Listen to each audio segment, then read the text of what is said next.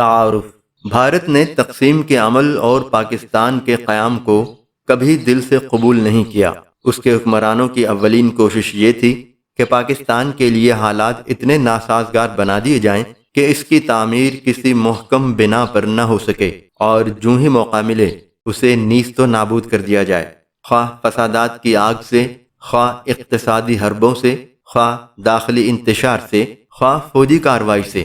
چنانچہ اگست سن 1947 میں ہی مسلح ہندو اور سکھ جتھوں نے اتنے وسیع پیمانے پر مار دھاڑ اور آتش زنی کی کہ آنن فانن سارا مشرقی پنجاب اس کی لپیٹ میں آ گیا، اور پھر دلی، اجمیر، یوپی کے شمالی اضلاع اور بھرت پور سے لے کر جموں کشمیر تک کی تمام ریاستیں اس کی زد میں آ گئیں۔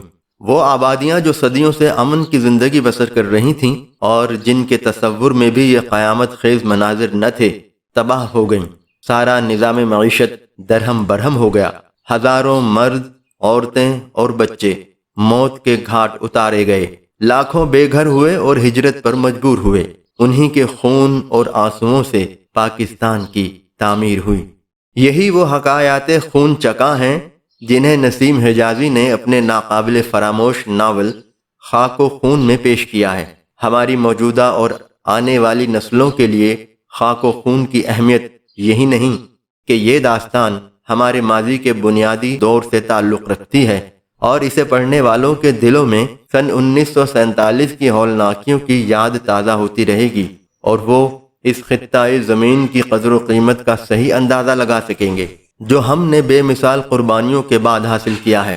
بلکہ یہ کتاب اس لحاظ سے بھی بہت اہم ہے کہ نسیم حجازی کی بصیرت نے قوم کو جن خطرات سے خبردار کیا تھا وہ پوری شدت کے ساتھ ہمارے سامنے آ چکے ہیں۔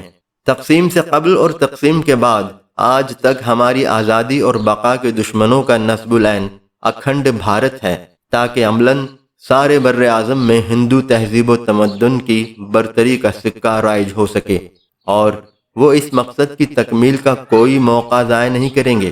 پاکستان کو مسلمانوں کے اجتماعی احساس و شعور نے جنم دیا تاکہ وہ اپنے وطن میں اسلامی اقدار کی بنا پر ایک عادلانہ نظام قائم کر سکیں۔ ہمیں اپنے ماضی کے ان بلند حوصلوں کے امین بن کر ہی اپنے حال اور مستقبل کی ذمہ داریوں سے عہدہ برا ہو سکتے ہیں، جن کی بدولت سن 1947 میں آگ اور خون کے طوفانوں سے سرخرو ہو کر نکلے تھے۔ اس لیے ہمارے ماضی کی یہ داستان ہمارے مستقبل کے لیے ایک مستقل پیغام بھی ہے۔ محمد علی، سابق وزیر اعظم پاکستان، 30 مارچ سن 1947۔